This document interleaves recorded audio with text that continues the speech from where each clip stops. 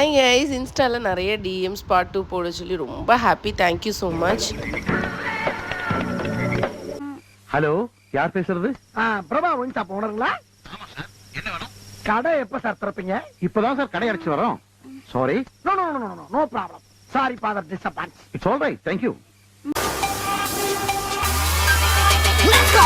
அப்புறம் cake first ஐயோ, காசை வாங்கிட்டு இவங்கெல்லாம் பண்றது அநியாயங்க. வாண்டரியா why are you crying? Leave it. Be happy. Cake வந்து நான் மொத்தம் 5 kg ஆர்டர் பண்ணிருந்தேன். அந்த கேக்கோட பிக்சர் பாருங்க. கேக்கே சரிஞ்சிருச்சுங்க. Cool down, cool down, cool down. எங்க மேல தப்பு கிடையாது. நாங்க என்ன டைம் சொன்னோமோ அதுக்கு ஒரு 3 hours முன்னாடியே வந்து கேக்கை டெலிவரி பண்ணிட்டாங்க. ஏன்னா இன்னொரு இடத்துல கேக் டெலிவரி பண்ண இருந்துச்சா, அதனால சேர்த்து பண்ணிட்டோம். ஏன்னா இதுக்கெல்லாமே ஒரு கார்ல தானே வராங்க அவங்களுக்கு வந்து இது எல்லாமே சார்ஜ் ஆகும்ட்டு வச்சாங்க. இந்த கேக் எவ்வளோ எங்களுக்கு சார்ஜ் பண்ணாங்கன்னா 8.5K. ஓகேங்களா? கேக் வந்து சாஞ்சிருச்சு. அண்ட் நான் வந்து இந்த ரெஃபரன்ஸ் பிக்சர் இருந்தால் கண்டிப்பாக நான் அதை கொடுக்குறேன். எங்கள் பிக்சர் சூனிய பொம்மை மாதிரி பண்ணி வச்சுருந்தாங்க.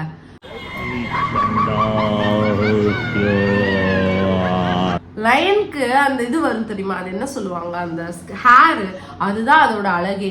சூனிய பொம்மை மாதிரி பண்ணி வச்சேன். வந்தவங்க எல்லாம் கேக்கு தான் வச்சுட்டுனாங்க.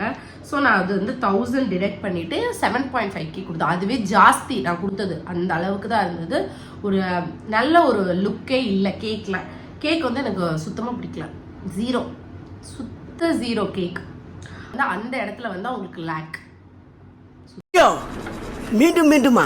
அப்புறமா அதில் வந்து நான் எப்படி இது பண்ணேன்னா 2 tier கேக் ஆர்டர் பண்ணியிருந்தேன். கீழே வந்து 3 kg பிளாக் ஃபாரஸ்ட், மேலே 2 kg வந்து பட்டர்ஸ்காட்ச், அது மேலே ஃபாண்ட்டு அந்த மாதிரி கொடுத்துருந்தாங்க. ஃபாண்டன்ட்டுக்கு அந்த ஃபாண்ட் மட்டுமே வந்துட்டு 2.5K வந்துச்சு. அது போக சார்ஜ் எல்லாம் பண்ணிட்டு கப் கேக்ஸும் லைன் தீம்ல கேட்டாங்க. ஐயோ, அதை பாருங்க நீங்கள் கொஞ்சம் அந்த கப் கேக்ஸ்லாம். அதுக்கப்புறமா அதையும் பார்த்துருங்க ஓகேங்களா. அது எல்லாமே சேர்த்து 7.5K வந்துச்சு. ஓகேங்களா, நான் வந்து 8.5K வந்துச்சு, 7.5K தான் கொடுத்தேன். கேமரா தான் பெஸ்டா எனக்கு அமைஞ்சிச்சு.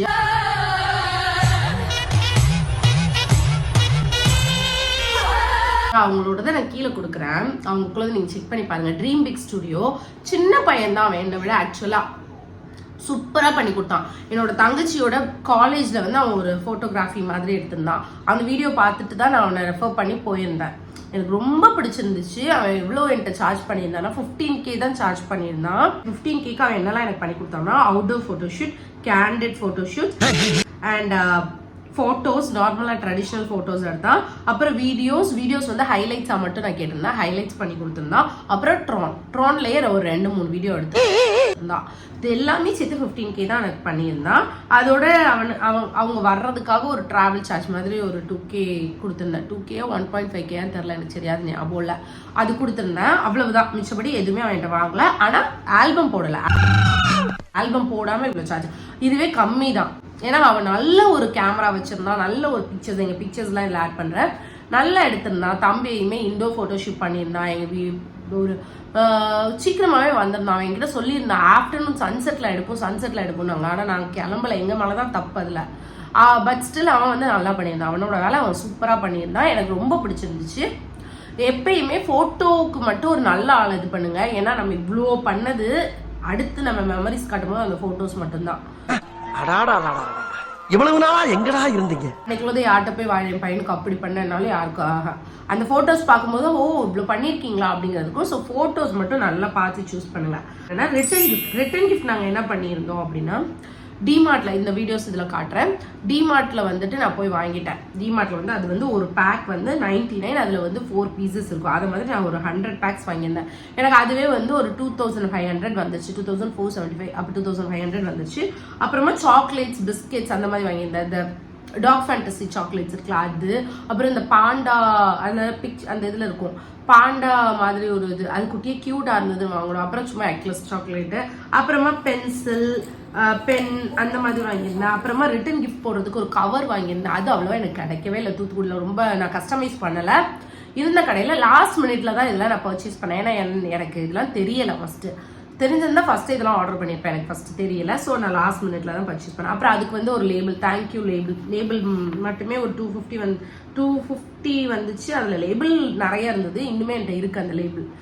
அந்த மாதிரி இருந்தது. அப்புறம் வந்து இந்த பபிள்ஸ் ஊதுவாங்கல்ல, அதுவுமே பேபிஸ்க்கு கொடுத்துக்கலாம் அப்படின்ற மாதிரி வாங்கினேன்.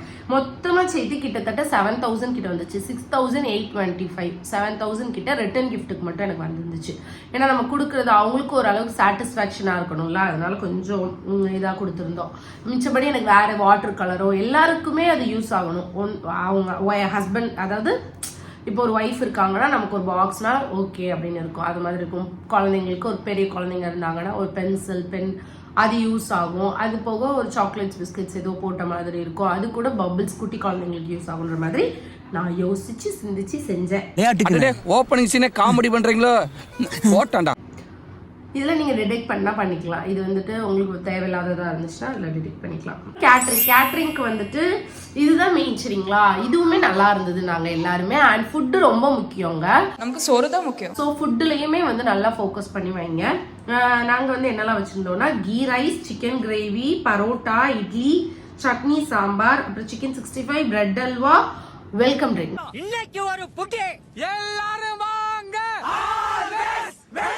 வெல்கம் ட்ரிங்க் வந்து நாங்கள் வந்து பழக்கடை தான் வச்சுருக்கோம், நாங்கள் எங்கள் கடையிலேயே வந்துட்டு பண்ணிட்டோம் அதை. அதனால அது வந்து ரொம்ப வேற லெவலில் இருந்தது. உண்மையாகவே நான் எங்கள் கடையிலன்றதுக்காகலாம் சொல்லலை, வேற லெவலில் இருந்தது. மேங்கோ ஜூஸ் அப்போ வேற மேங்கோ சீசனாக வேற லெவலில் இருந்தது. Estoy viviendo un sueño, lo voy a desviar de எல்லாருமே நல்லா இருக்குனாங்க. அண்ட் சாப்பாடு எல்லாமே சேர்த்துட்டு சாப்பாடு எல்லாமே நல்லா இருந்துச்சுங்க. எதுவுமே முகசுலிக்கிற அளவோ சுமாராக இருக்குன்னு சொல்கிற அளவுக்கு இல்லை, எல்லாமே நல்லா இருந்தது.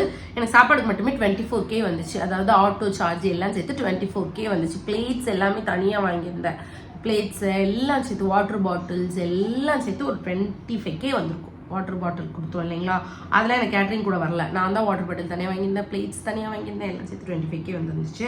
நாங்கள் வந்து பஃபெட் சிஸ்டமாக தான் வச்சுருந்தோம், ஸோ அதனால நான் பிளேட்ஸ் எல்லாமே இது பண்ணியிருந்தேன். அப்புறம் காஸ்டியூம் பத்தி சொல்லணும் அப்படின்னா அது ஒரு பெரிய கதை.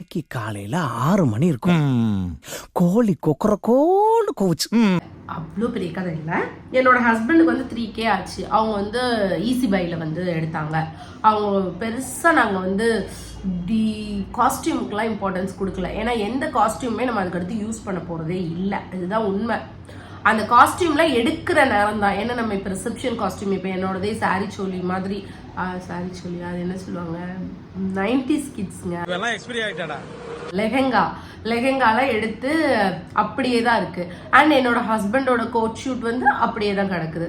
இது எதுவுமே நம்ம அடுத்து யூஸ் பண்ண போறது, அடுத்ததுக்கு எதுக்காவது யூஸ் பண்ணணும்னு நம்ம நினைப்போம். பட் ஸ்டில் நம்ம மைண்ட் என்ன சொல்லுவோம், அந்த போட்டோல நம்ம அதான் போட்டிருக்கோம், இந்த போட்டோக்கு இதேவா போடு அப்படின்னு அடுத்த இதில் தான் பண்ணுவோம். அதனால நான் காஸ்டியூம்க்கு எதுவுமே இது பண்ணல. என்னோட ஹஸ்பண்டோடது மொத்தத்துக்கே 3K தான் வந்துச்சு. அவங்க வந்து ஒரு டெனிம் ஷர்ட் எடுத்தாங்க, ஒரு பேண்ட் எடுத்தாங்க, ஜீன் எடுத்தாங்க, அப்புறமா ஒரே ஒரு அது தனியாக எடுத்தாங்கன்னு நினைக்கிறேன். இதுக்கு 3K வந்துச்சு. கிட்டத்தட்ட ஒரு 4Kன்னு நினச்சிக்கோங்களேன். ஒரு ஒயிட் ஷர்ட் எடுத்தாங்க, அந்த ஒயிட் ஷர்ட்லாம் வந்துட்டு கிட்டத்தட்ட 700 தான் வந்திருக்கும்னு நினைக்கிறேன். அவ்வளவுதான் அவங்களோட பட்ஜெட். கிட்டத்தட்ட ஒரு 3700 4000 வச்சுக்கோங்களேன்.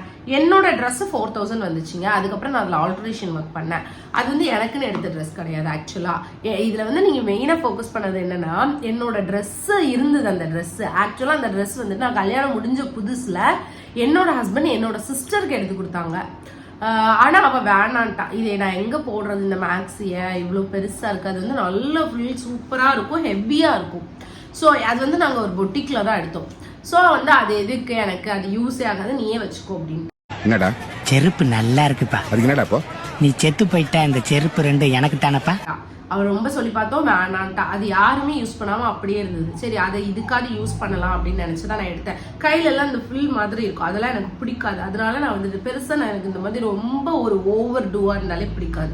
ஸோ அதெல்லாம் நான் கட் பண்ணிவிட்டு அதில் இந்த பார்டர் வச்சு இது எல்லாமே ஆல்ட்ரேஷன் ஒர்க் நான் வந்து ஒரு பொட்டிக்கில் கொடுத்து பண்ணேன். எல்லாம் சேர்த்து கிட்டத்தட்ட 5K வந்துச்சு அந்த ட்ரெஸ்ஸுக்கு. ஓகேங்களா, அந்த ட்ரெஸ்ஸோட ரேட் வந்துட்டு 4K வந்திருக்கும். இதெல்லாம் சேர்த்து 5K வந்துருச்சு. அண்ட் அந்த ட்ரெஸ்ஸில் வந்துட்டு அந்த கலரை பேஸ் பண்ணி தான் நாங்கள் தீம் போனோம். ஏன்னா அந்த ட்ரெஸ் இருக்கு, ஸோ அதை யூஸ் பண்ணணும். ஸோ நாங்கள் வந்து அந்த கலரை பேஸ் பண்ணி போய்க்கலாம் அப்படின்னு கலர் பேஸ் பண்ணி தீம் போயிட்டோம். அண்ட் பேபிக்கு மட்டும் 5K வந்துச்சு.